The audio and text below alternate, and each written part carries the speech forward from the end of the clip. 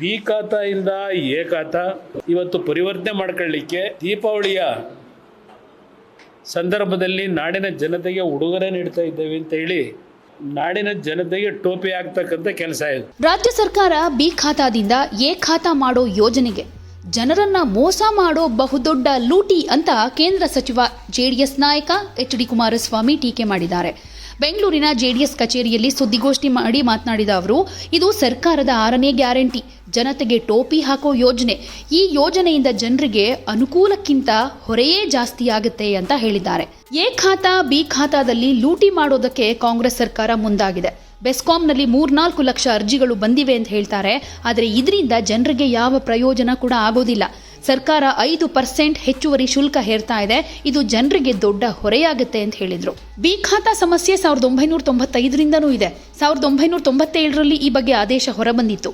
ನಮ್ಮ ಆಡಳಿತದಲ್ಲಿ ನಗರಾಭಿವೃದ್ಧಿಗೆ ಅನೇಕ ಕ್ರಮ ಕೈಗೊಂಡಿದ್ವಿ. 7 ನಗರಸಭೆಗಳನ್ನು 9ಕ್ಕೇರಿಸಿದ್ವಿ. 68 ವಾರ್ಡ್ಗಳನ್ನು 98ಕ್ಕೆ ವಿಸ್ತರಿಸಿದ್ದೇವೆ. 110 ಹಳ್ಳಿಗಳನ್ನು ಬಿಬಿಎಂಪಿಗೆ ಸೇರಿಸಿದ್ದೀವಿ. 5 ವರ್ಷಗಳಲ್ಲಿ ಸುಮಾರು 25,000 ಕೋಟಿ ಅನುದಾನವನ್ನ ತಂದಿದ್ವಿ ಅನ್ನೋದನ್ನು ಕೂಡ ಈ ಸಂದರ್ಭದಲ್ಲಿ ಹೇಳಿದ್ರು. ಬಿ ಖಾತಾಯಿಂದ ಎ ಖಾತಾ ಇವತ್ತು ಪರಿವರ್ತನೆ ಮಾಡ್ಕೊಳ್ಳಿಕ್ಕೆ ದೀಪಾವಳಿಯ ಸಂದರ್ಭದಲ್ಲಿ ನಾಡಿನ ಜನತೆಗೆ ಉಡುಗೊರೆ ನೀಡ್ತಾ ಇದ್ದೇವೆ ಅಂತ ಹೇಳಿ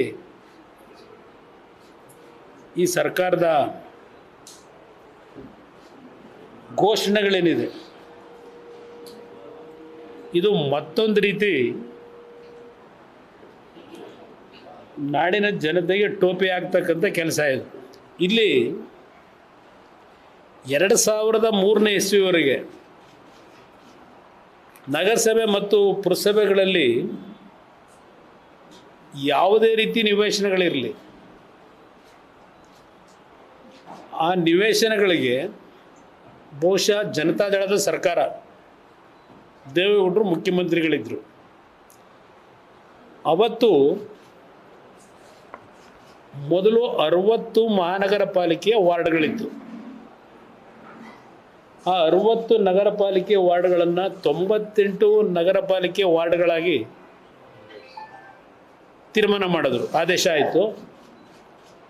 7 ನಗರಸಭೆಗಳು, 1 ಪಟ್ಟಣ ಪಂಚಾಯಿತಿ, ಇದು ಸಹ ರಚನೆ ಆಯಿತು. 117 ನಮ್ಮ ಕಾಲದಲ್ಲಿ, ಈಗಲ್ಲ. ಈ 7 ನಗರಸಭೆಗಳನ್ನು ಯಾತಕ್ಕೆ ಮಾಡಿದ್ರು? ಬೆಂಗಳೂರಿನ ಹೊರವಲಯದಲ್ಲಿ ಅಭಿವೃದ್ಧಿನೇ ಕಾಣಿರಲಿಲ್ಲ. ಹಲವಾರು ಭಾಗದಲ್ಲಿ ರೆವೆನ್ಯೂ ಸೈಟ್ಗಳನ್ನು, ವ್ಯವಸಾಯ ಮಾಡ್ತಾ ಇದ್ದಂಥ ಭೂಮಿಗಳನ್ನು ವ್ಯವಸಾಯೇತರ ಒಂದು ಯೋಜನೆಗಳಿಗೆ ಪರಿವರ್ತನೆ ಮಾಡ್ತಕ್ಕಂಥದ್ದು ನಡೆದೋಗಿತ್ತು. ಅವತ್ತಿನ ಕಾಲದಲ್ಲಿ ಈ ಒಂದು ರೆಗ್ಯುಲರೈಸೇಷನ್ಗೆ 110 ರೂಪಾಯಿನ ಫಿಕ್ಸ್ ಮಾಡಿದರು ಸ್ಕ್ವೇರ್ ಮೀಟ್ರಿಗೆ. 110 ರೂಪಾಯಿ ಫಿಕ್ಸ್ ಏನು ಮಾಡಿದರು, ಹಣ ಕಟ್ಟಿಸ್ಕೊಂಡು ಫಾರಮ್ ನಂಬರ್ 19 ಅವತ್ತಿದ್ದು ಖಾತೆನೂ ಸಹ ವಿತರಣೆ ಮಾಡ್ತಾಯಿದ್ರು. ಆ ರೀತಿಯ ಒಂದು ತೀರ್ಮಾನಗಳಾಗಿತ್ತು. ಅವತ್ತಿನ ವ್ಯಾಲ್ಯೂ, ಅವತ್ತು 110 ರೂಪಾಯಿಯನ್ನು ಕಟ್ತಕ್ಕಂಥದ್ದಕ್ಕೆ ಸ್ಕ್ವೇರ್ ಮೀಟ್ರಿಗೆ ಆ ಸರ್ಕಾರ ತೀರ್ಮಾನ ಮಾಡಿದರು. ಒಂದು 30-40 ಸೈಟನ್ನು ಅವನು ಕೊಂಡ್ಕೊಳ್ಳೋದಕ್ಕೆ, ರೆಗ್ಯುಲರೈಸ್ ಮಾಡ್ಕೊಳ್ಳೋದಕ್ಕೆ ಖರ್ಚು ಬೀಳ್ತಾ ಇದ್ದಿದ್ದು 12,263 ರೂಪಾಯಿ ಅವತ್ತು ತೆಗೆದುಕೊಂಡಂಥ ನಿರ್ಧಾರದಲ್ಲಿ. ಭೂ ಪರಿವರ್ತನಾ ದಂಡ ಅಂತ ಹೇಳಿ ಕನ್ವರ್ಷನ್ ಫೀ 1,500 ರೂಪಾಯಿನ RBI ಕಟ್ಟಬೇಕಾಗಿತ್ತು ಆ ಸ್ಕೀಮ್ನಲ್ಲಿ. ನಂತರ 2003ರಲ್ಲಿ ಅವತ್ತಿನ ಪೌರಾಡಳಿತ ನಿರ್ದೇಶಕರು ಸ್ವಯಂ ಘೋಷಿತ ಆಸ್ತಿ ತೆರಿಗೆ ಕ್ಲೈಮ್ ಮಾಡ್ಕೊಳ್ಳಿಕ್ಕೆ ಒಂದು SASನ ಜಾರಿಗೆ ತಂದಂಥದ್ದು, ಆಸ್ತಿ ತೆರಿಗೆ ಮಾಡ್ಕೊಳ್ಳಿಕ್ಕೆ, ಸೆಲ್ಫ್ ಅಸೆಸ್ಮೆಂಟ್ಗೆ. 97 12,000 ರೂಪಾಯಿ ಬೀಳ್ತಾ ಇದ್ದಾಗ ಒಂದು ಖಾತಾ ಪಡೀಲಿಕ್ಕೆ.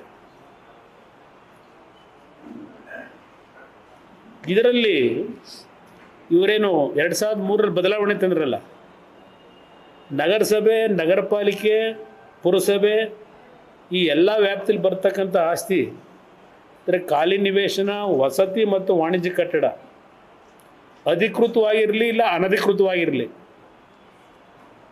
ಅವುಗಳಿಂದ ತೆರಿಗೆನ ಕಡ್ಡಾಯವಾಗಿ ವಸೂಲಿ ಮಾಡಿ ಮೂಲಭೂತ ಸೌಕರ್ಯಗಳನ್ನು ಒದಗಿಸ್ತಕ್ಕಂಥದ್ದಕ್ಕೆ 19 ಫಾರಂ ನಂಬರ್ 19ರಲ್ಲಿ ಮಾಡ್ತಾ ಇದ್ದಂಥದ್ದೇನಿತ್ತು ಹಿಂದೆ, ಆ ಫಾರಂ ನಂಬರ್ 19ನ್ನು ರದ್ದು ಮಾಡಿ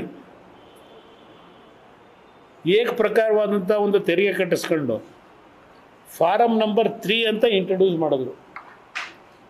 ಅನಿಯಂತ್ರಿತ ಮತ್ತು ಅವ್ಯವಸ್ಥಿತವಾದ ಬೆಳವಣಿಗೆಯು ಈಗ ನಗರವು ಎದುರಿಸುತ್ತಿರುವ ಹೆಚ್ಚಿನ ತೊಂದರೆಗಳು ಅಂದರೆ ಅಸುರಕ್ಷತೆ ಮತ್ತು ಅನಿಯಂತ್ರಿತ ನಿರ್ಮಾಣಗಳು, ಅಸುರಕ್ಷಿತ ಕಟ್ಟಡಗಳಿಂದ ಪ್ರಾಣಕ್ಕೆ ತೊಂದರೆ, ಕಳಪೆ ನಾಗರಿಕ ಸೌಕರ್ಯಗಳು, ಪ್ರವಾಹ ಮತ್ತು ಇಕ್ಕಟ್ಟು ಬೀದಿಗಳಿಂದ ಉಸಿರುಗಟ್ಟುವಿಕೆ, ಕಾವೇರಿ ನೀರು ಸರಬರಾಜು ಮಾಡುವ ಸವಾಲು ಇತ್ಯಾದಿ ತೊಂದರೆಗಳಿಗೆ ದಾರಿ ಮಾಡಿಕೊಟ್ಟಿರುತ್ತದೆ. ಇದು ಸರ್ಕಾರದ ನಡವಳಿ. ಈಗ ಮಾಡಿರೋದು ಇವರು ಯಾತಕ್ಕೋಸ್ಕರವಾಗಿ ಈಗ ದೀಪಾವಳಿ ಗಿಫ್ಟ್ ಕೊಡ್ತಾ ಇದ್ದೀವಿ ಅನ್ನೋದಕ್ಕೆ ಇಲ್ಲಿ ನಡವಳಿ ಮಾಡವ್ರೆ. ಅನಧಿಕೃತ ಕಟ್ಟಡಗಳು ಮತ್ತು ಯೋಜಿತವಲ್ಲದ ಅಭಿವೃದ್ಧಿಯಿಂದ ಲಕ್ಷಾಂತರ ಸ್ವತ್ತುಗಳಿಗೆ ಬಿ ಖಾತಾ ನೀಡಲು ಕಾರಣವಾಗಿದ್ದು, ಇದನ್ನು ನಿಯಂತ್ರಿಸಿ ಹಿಡಿತದಲ್ಲಿಡಬೇಕಾಗಿರುತ್ತದೆ. ಪ್ರಸ್ತುತ ಬಿ ಖಾತಾ ಆಸ್ತಿಯು ಕರ್ನಾಟಕ ನಗರ ಮತ್ತು ಗ್ರಾಮಾಂತರ ಯೋಜನಾ ಕಾಯ್ದೆ 1961 ಹೊರಗಿರುತ್ತದೆ. ಆ ವ್ಯಾಪ್ತಿಯಿಂದ ಬಿ ಖಾತಾ ಆಸ್ತಿಗಳಲ್ಲಿ ನಿರ್ಮಿಸಲಾಗಿರುವ ಕಟ್ಟಡಗಳನ್ನು ನಿಯಂತ್ರಿಸಲಾಗದೆ ಅದು ಪೂರ್ಣ ಪ್ರಮಾಣದಲ್ಲಿ ನಿಯಮಗಳ ಉಲ್ಲಂಘನೆಯಾಗಿ ಅಸುರಕ್ಷಿತ ಕಟ್ಟಡಗಳ ನಿರ್ಮಾಣಕ್ಕೆ ಕಾರಣವಾಗಿರುತ್ತದೆ. ಇದು ಒಳ್ಳೆ ಮಜಾ ಇದೆ ನಿಮ್ಗೆ ಹೇಳಬೇಕು ಅನ್ನೋದ್ರೆ, ಇತ್ತೀಚಿನ ವರ್ಷಗಳಲ್ಲಿ ಬೆಂಗಳೂರಿನಲ್ಲಿ ಮಳೆಗಾಲದಲ್ಲಿ ಬಿ ಖಾತಾ ಆಸ್ತಿಗಳಲ್ಲಿ ನಿರ್ಮಿಸಿದ್ದ ಕಟ್ಟಡಗಳು ಕುಸಿದು ಬಿದ್ದು KTCP ಕಾಯ್ದೆ 61ರ ವಿರುದ್ಧವಾಗಿ ನಿಯಂತ್ರಣವಿಲ್ಲದೆ ನಿರ್ಮಿಸಲಾಗಿರುತ್ತವೆ. ಇಂತಹ ಆಸ್ತಿಗಳು ಸಾಮಾನ್ಯವಾಗಿ ಎಲ್ಲ ಸೌಲಭ್ಯಗಳನ್ನು ಅಂದರೆ ರಸ್ತೆ, ಮೋರಿ ಮತ್ತು ಇತರ ಎಲ್ಲ ನಾಗರಿಕ ಸೌಲಭ್ಯಗಳನ್ನು ಹೊಂದಿರುತ್ತವೆ. ಇಲ್ಲಿ ಈ ಬಿ ಖಾತಾದಲ್ಲಿ ಕಟ್ಟೋರಲ್ಲ ಮನೆಗಳು, ದಿನ ಮಳೆಯಲ್ಲಿ ಕಟ್ಟಡಗಳು ಕುಸ್ತಾ ಬೀಳ್ತಾವಂತಲ್ಲ, ಅದಕ್ಕೀಗ ಎ ಖಾತಾ ಮಾಡಿಬಿಟ್ರೆ ಆ ಕುಸಿಯೋದೆಲ್ಲ ನಿಂತೋಗ್ಬಿಡುತ್ತೆ. ಈಗ ಬಿ ಖಾತಾದಿಂದ ಎ ಖಾತಾಗೆ ಟ್ರಾನ್ಸ್ಫರ್ ಮಾಡಿಬಿಟ್ರೆ ಪ್ರವಾಹ ಆಗೋದು ತಪ್ಪುತ್ತೆ, ಕಟ್ಟಡಗಳು ಬಿದ್ದೋಗೋದು ತಪ್ಪುತ್ತೆ. ಏನಾದರೂ ಯಾರಾದರೂ ಒಪ್ಪತಕ್ಕಂಥ ಮಾತಾ ಇದು ಆದೇಶ. ಇಲ್ಲಿ ಪ್ರಶ್ನೆ, ಹಲವಾರು ಕೋರ್ಟ್ ಆದೇಶಗಳಿದ್ದಾವೆ, ಹಿಂದಿನ ಹಲವಾರು ಸರ್ಕಾರಗಳ ತೀರ್ಮಾನಗಳು ತಗೊಂಡಿದ್ದೀವಿ. ಎಷ್ಟು ದಿವಸ ಜನಗಳಿಗೆ ಈ ಥರ ಹಗಲು ದರೋಡೆ ಮಾಡ್ತೀರಿ? ಇದನ್ನು ನಾನು ಕೇಳಲಿಕ್ಕೆ ಬಯಸ್ತೀನಿ ಸರ್ಕಾರಕ್ಕೆ.